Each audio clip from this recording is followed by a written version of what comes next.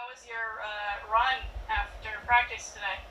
My run, I took one rep with the DBs, and it was good.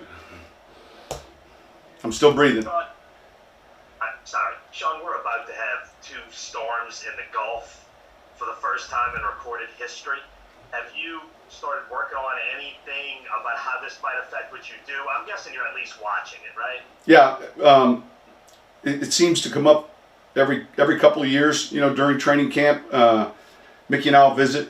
We'll begin to look at some logistics and pay attention to it closely. It's happened to us before. Actually, ironically, the last time I could think during training camp was we were scheduled to open at home versus Tampa. We did play a home game versus Tampa, but we had to leave a week prior to the start of that regular season and train in Indianapolis for the better part of about 7 or 8 days, and then fly back on that weekend to open the season. So, it's certainly unique, and hopefully, hopefully those things can dissipate and have as much of minimal effect on everyone. Sean, we always have to preface this by saying how early it is in camp, but have you seen things you like from the defense in its entirety so far? Yeah, look, each practice you watch, you really, when you look at the tape, you see things that are encouraging. Obviously, you see some things that you want to get cleaned up. Today we were working a lot on third down. I thought the defense had a pretty good day. We turned it over defensively, and we'll look at the tape and make some corrections. But overall, I think they've got their legs underneath them. I'm talking about the team in general, and we've got a lot of work to do, but we're putting it in right now. Wade's not there today. You got more looks at Jameis. What did you see from him? I thought he had some good reps. Man, he's picked up what we're doing very quickly. He stands in the pocket. He can throw from some awkward positions. It doesn't have to be perfect around him. So I've been encouraged with his progress. Hey, Sean, Mike Zimmer in Minnesota said that next week they were going to go to the stadium and just kind of try to recreate a game-like atmosphere. Is that something you all planning on doing at all, going to the dome and just trying to make it as real as possible? Yeah, we've got 2 days. We've got 2 different times we're going to go there. We're going to go there in scrimmage, and then we're going to go there again the following week. So we've kind of outlined or really put on the calendar two different dates that we're going to be there.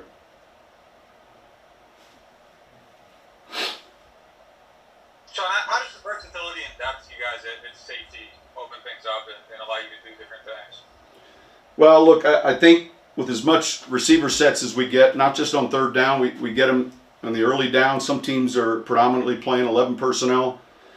Having some flexibility, whether it's safety, guys that can play down over a slot receiver in the nickel or buffalo packages. I think that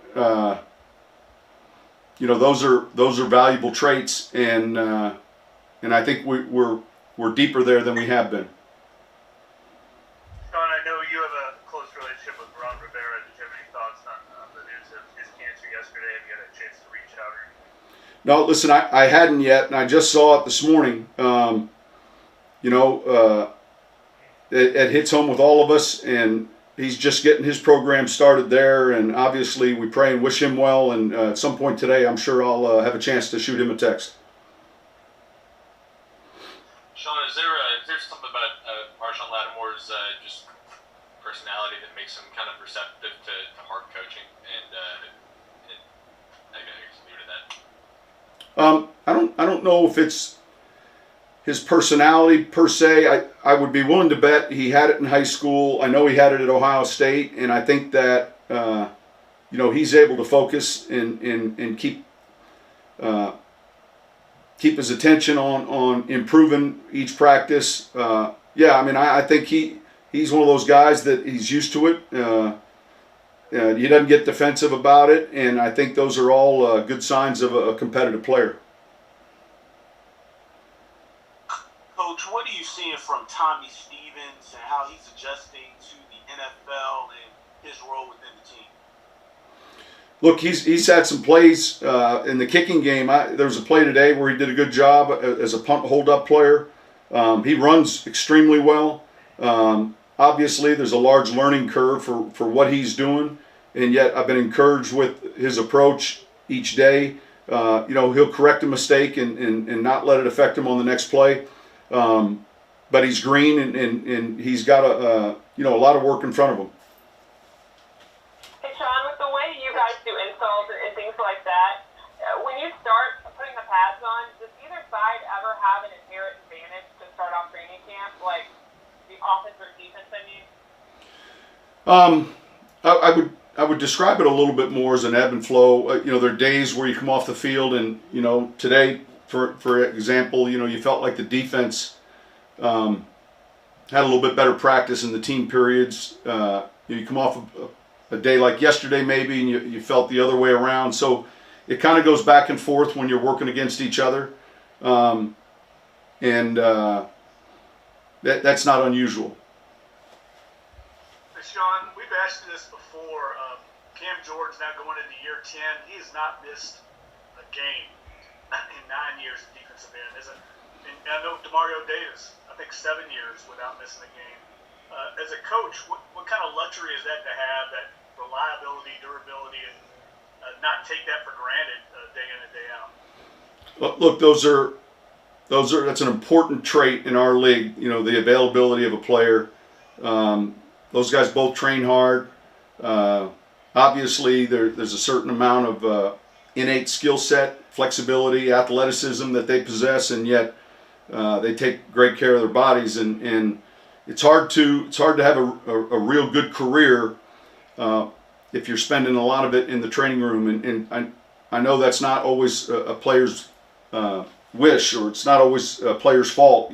Some of that is good fortune. And yet with those two players, that stamina, the thing with both of them is, on play number 58, 62 in the game, it's going to look similar to play number 8 or 10. So they're in very good shape. Sean, I've noticed Malcolm Jenkins has the same kind of background. Is that something, when you're all looking at players, that you can evaluate in your personnel procurement? Well, look, if you go all the way back to the history of the Combine, the purpose of that event was, instead of 32 teams working out players all around the country to find out where they are medically, the purpose of the event was to combine medical information so that all 32 clubs would have access to the same injury history data. And so, yeah, when you're preparing for the draft, players that have a higher risk of injury are graded in that fashion with a medical grade that sometimes can be the difference in selecting a player or not. And obviously, your utopia for a draft pick is someone with a 1 or a 2 medical grade that's clean and that possesses all the traits that you're looking for. Now, is that always the case when we draft players? No. And you're asking about the vision from a football standpoint, but we also talk about the vision relative to their health. So those are things we pay attention to. Hey, Sean, I meant to ask this earlier. Taysom said his wife is expecting a baby any day now. Is that why he's in practice? For good news, hopefully? Yeah, and listen, I'm going to wait for him to announce it. But I know that they're doing well. I know that they're in good hands, and I'm not going to be the one that spoils that. Janoris Jenkins has been standing out lately in practice. How much of a bonus was it to get him late last season so he could get acclimated, and now he looks like $1 million out there almost? Yeah, look, I think he helped us last year. He's a player with very good instincts. He's a player that I think is a good tackler, and he can turn the ball over. I like his ball skills, and I would agree with you. He's had a good camp so far, and that's been a big plus for us to get another quality corner in our program. Coach, I know players like Emmanuel Sanders and Deontay Harris or Ty Montgomery Montgomery are getting a lot of attention right now in practice, but one name that I haven't been hearing much of is Traquan Smith. Can you speak for what you've been seeing out of Traquan in these practices? He had a real good play today, a third down snap. Look, some of the things that he's asked to do occasionally is more physical in nature, but I think he's come in great shape. He's strong. He's an important part of what we're doing offensively. And, he's one of those players that'll make a catch in traffic that a lot of guys may necessarily not have the same appetite for. But he's a tough player, and he's doing good. Hey, Coach, staying with the wide receivers, what about Marquez Callaway? What have you seen from him? There's been glimpses. He's got speed. He had a few snaps today where you see it in special teams. He certainly has the 1-2. He's learning. He's obviously learning at a very quick pace because this whole group, they're coming in at a little bit of a disadvantage. And we talked about this last night. They're coming in without maybe the foundation they normally would have.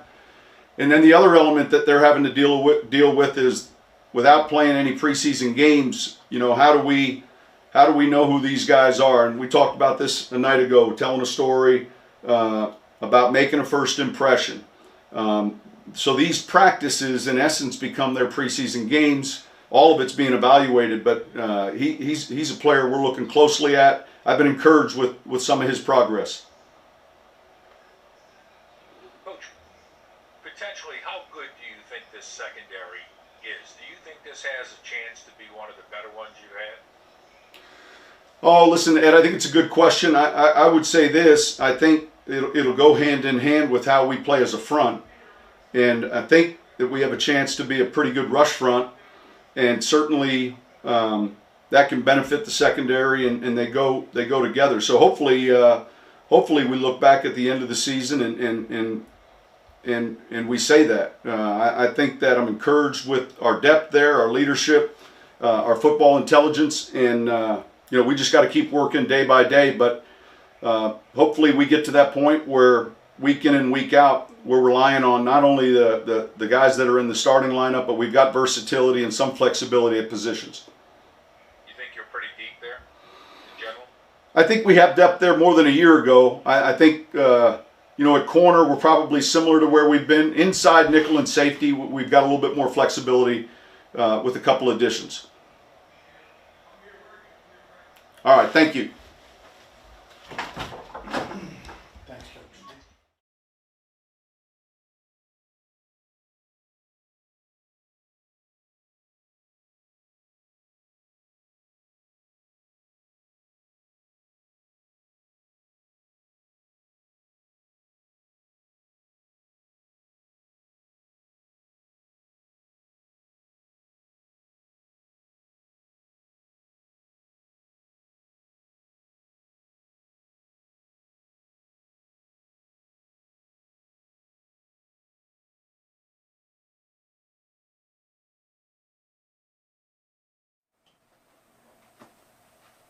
First question is from Sean Fazan. Hey, Marshon, just curious your thoughts on the secondary as a group right now. It looks like you guys have got your hands on a lot of passes so far. Yeah, secondary group, man, we rocking right now. Everybody, know their role and they doing it well. It's everybody in the back end. The whole defense is looking amazing right now. But we can always get better, and just tweak up the little things. But right now, we doing good. We competing. We going after the ball too, so it's good. Next question from Amy Just. Amy? Yeah, y'all got Jackrabbit in the locker room with you last year, but what's it like being out there with him when you're running together?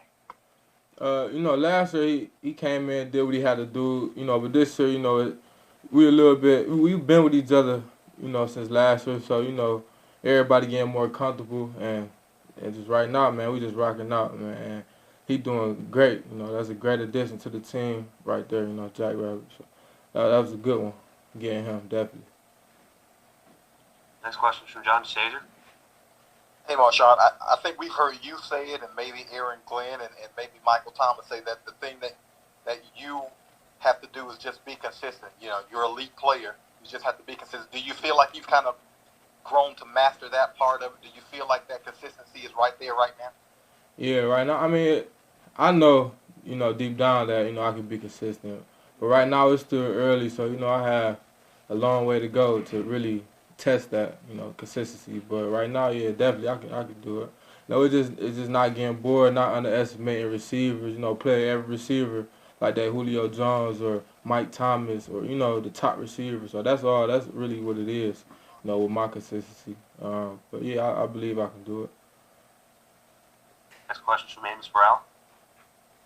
I guess what are some of the ways you're challenging yourself to be better and to get to that next level you kind of talked about?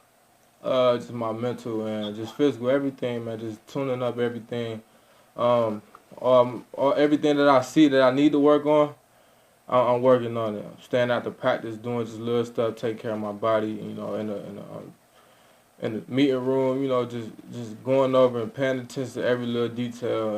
And I think that's so far that's been treating me well. So, I got to just keep it up and keep going. Next question is from Luke Johnson. Marshon, kind of staying on that theme, when we were talking to like DA and AG about your consistency, they were bringing up focus. Yeah. And like treating every receiver like they're Julio and Mike Thomas. Can you do anything to improve that? Like, do you do any like mindfulness or anything like that this offseason? How do you work on focus? It's in you. I just know what I have to do to be one of the greats, and I want to be great. So I have to go after it and do what I have to do. So it's nothing. If you want to be great, you're gonna tune up any little thing that you need to tune up, and that's just where I'm at with it. Next question from Ed Daniels. Hey, Marshon, I was just curious.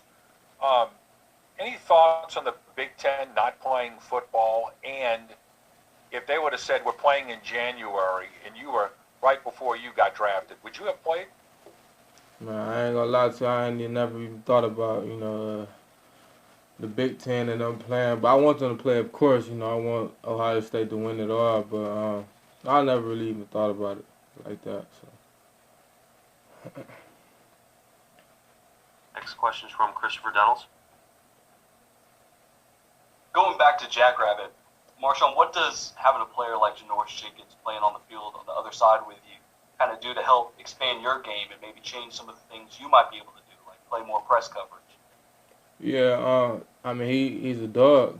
That man, he just knows he's a vet, and he knows what he's doing out there. So I can learn stuff from him, and that's gonna raise my game up. And just having that older player on the team, at my position to really, teach me about every little detail of playing corner. Not just going off my athletic ability, but just actually knowing what's going on. And that's gonna raise my game up to the next level. And just everybody in the back end just playing like dogs right now. So, that's what we on. So, we're gonna carry that on to the season, and we're gonna just keep getting better. Okay, last question from Amy Just. Amy. Yeah, Marshon. No fans in the Superdome for Game 1, and there are a couple away games that won't have fans either. Have you put any thought into how different that's going to be? Nah, not really. I've just been focusing on what I can control right now, and that's just becoming better and making the team better. Haven't really thought about the fans, but when that time comes, I start thinking about it. But right now, we just working. We ain't even really thought that far ahead.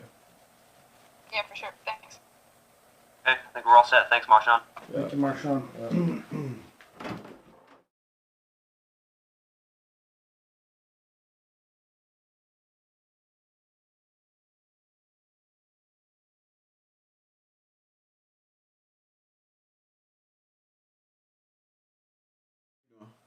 Great. All right, Alvin Kamara here with us. Let's get this started. Darren Rizzi's daughter. That's Darren Rizzi's daughter. Oh, for sure. All right, first question is going to be from Luke Johnson. Hey, Alvin, we talked to you last time about you just getting back and being healthy, but I was just curious, looking at your numbers from last year, you didn't have like a bunch of like the big chunk plays in the passing game. Did you kind of chalk that up to being hurt, or do you think that was something else for you? I was hurt.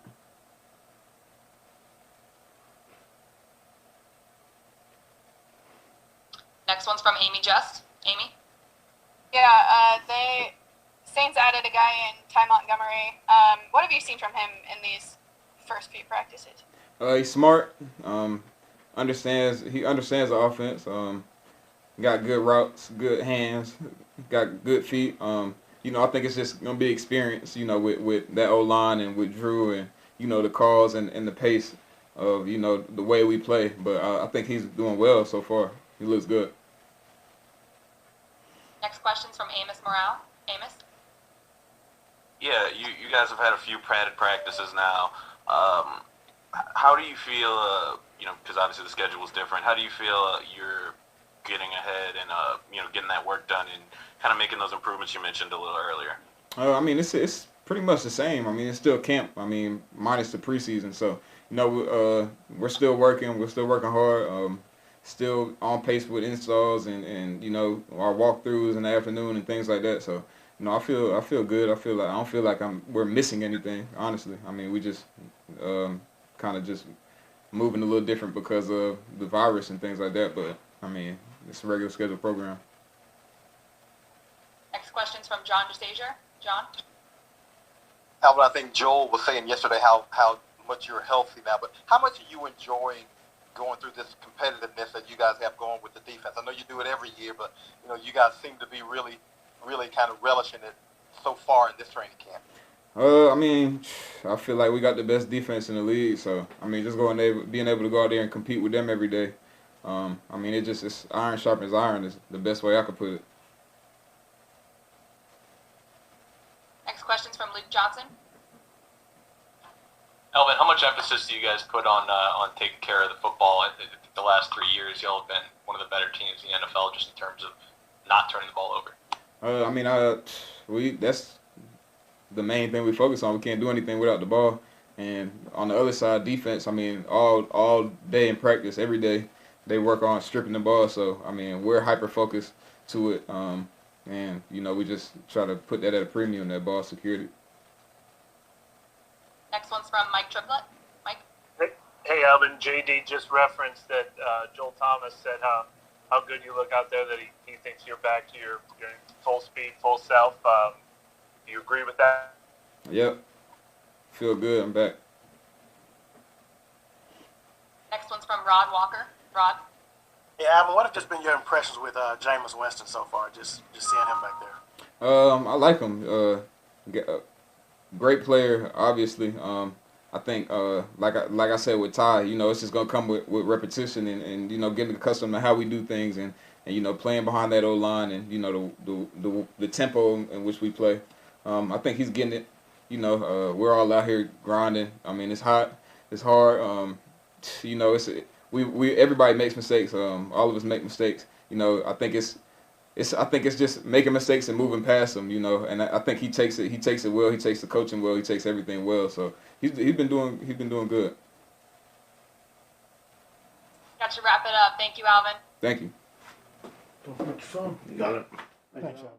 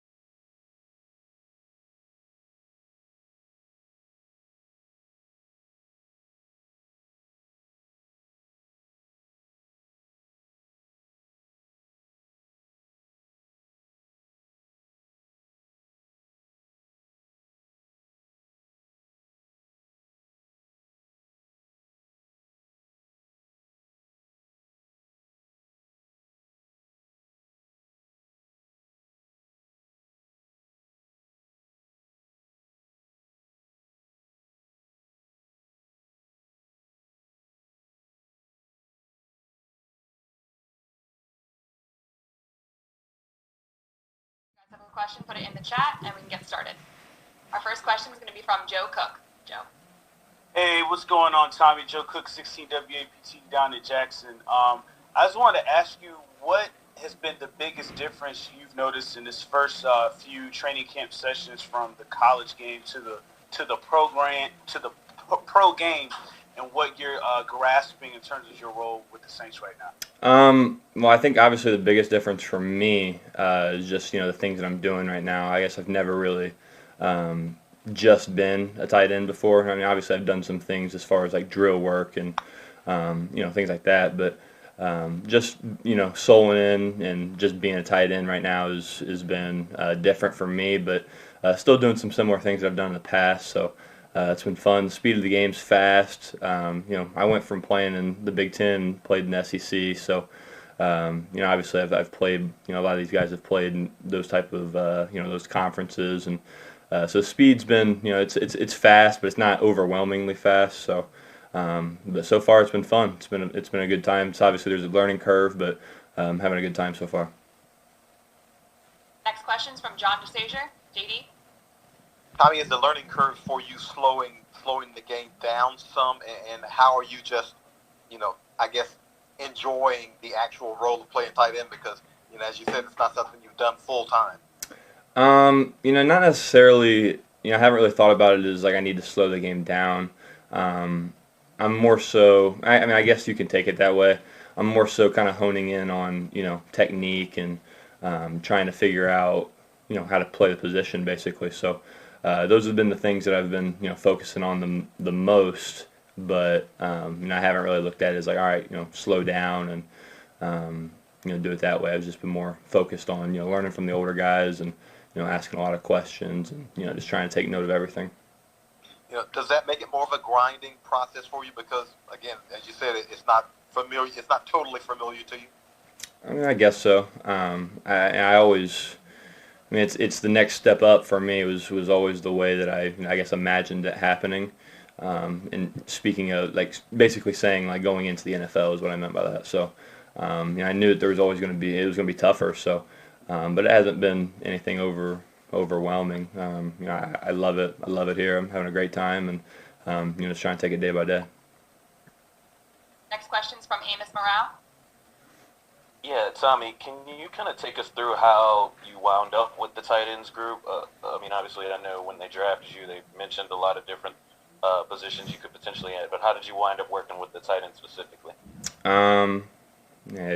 They hit me up and they're like, hey, we want to start, showing you some things as far as a role in the tight ends, and I guess that it really wasn't like a long drawn out process. It was kind of like, all right, we're going to start teaching, because the whole off season I was learning the offense as a quarterback. So they got me in. They're like, all right, we're going to start going over some of these things as a tight end. So that was really it. That was all we did, and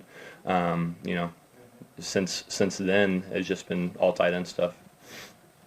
Did learning the offense as a quarterback kind of help you to maybe now, or I can just focus on learning the techniques, or did that, kind of give you any benefit? Yeah. It definitely it helped me more in the pass game, I should say.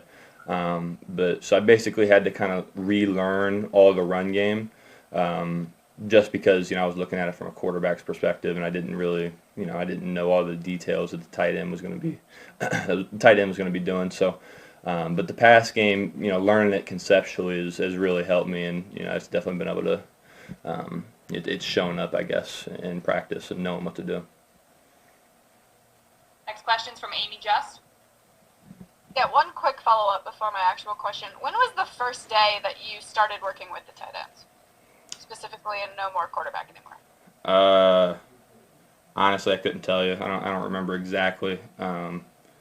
I don't even know what day it is today. I think it's Friday. It's been, I don't know. Since we started practicing, I've been a tight end, so I've done that. We kind of had some meetings and stuff like that before we started practicing, and it was sometime during that process. So, but once we got on the field and started doing actual work and running through plays, I've been a tight end since. Next question's from Brett Martell. Brett.